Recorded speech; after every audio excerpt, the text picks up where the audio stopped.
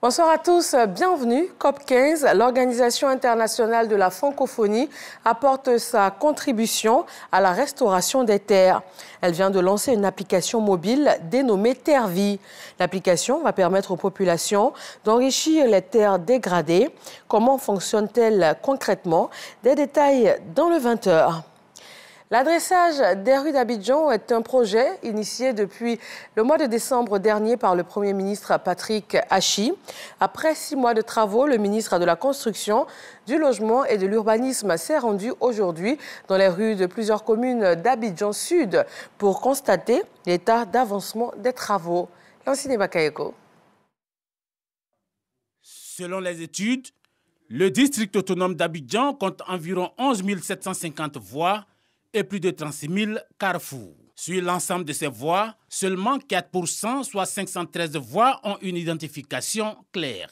Ces insuffisances, qui constituent un frein à la compétitivité de la ville d'Abidjan, ont amené le gouvernement à lancer courant décembre 2021 des travaux d'adressage. Des travaux d'adressage qui avancent à bon rythme, notamment dans la zone 1, côté Abidjan Sud. Et sur la zone 1, on peut dire que les enquêtes sont globalement achevées à 80%.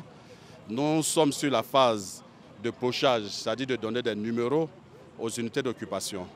Nous allons passer par la suite à la dénomination des voies et puis à la fabrication des plaques de rue.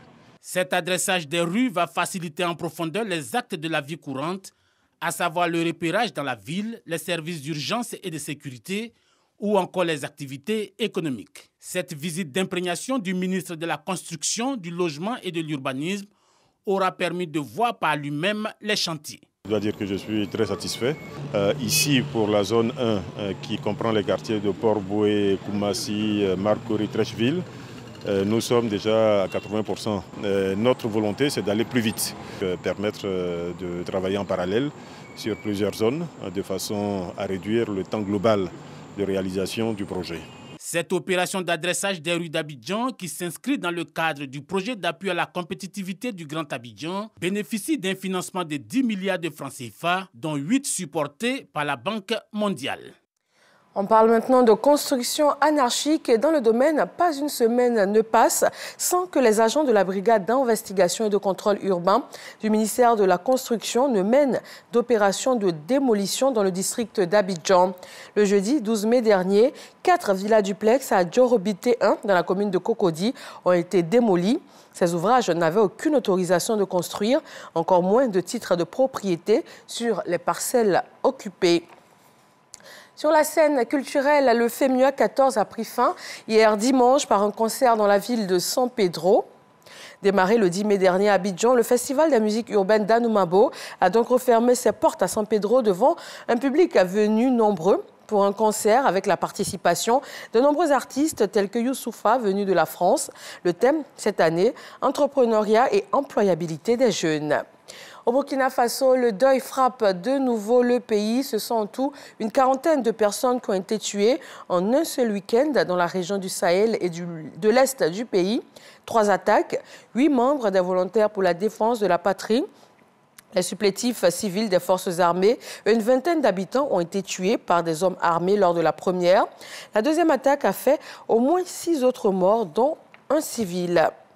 3 semaines après la réélection du président français Emmanuel Macron, le pays a un nouveau Premier ministre.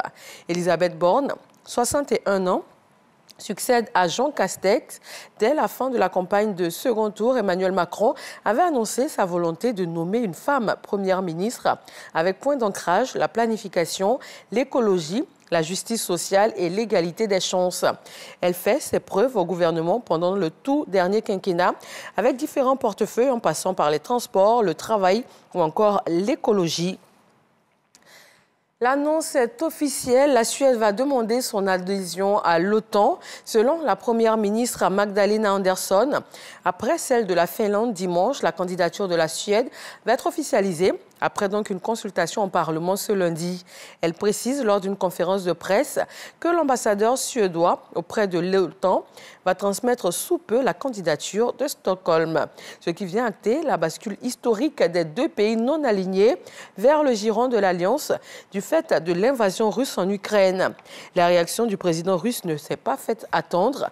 Selon Vladimir Poutine, la perspective d'une entrée suédo-finlandaise dans l'OTAN ne constitue pas une menace immédiate. Merci de toujours vous informer sur RTI 1. Retrouvez tout de suite l'actualité dans nos régions. Et moi, je vous retrouve avec grand plaisir à 20h.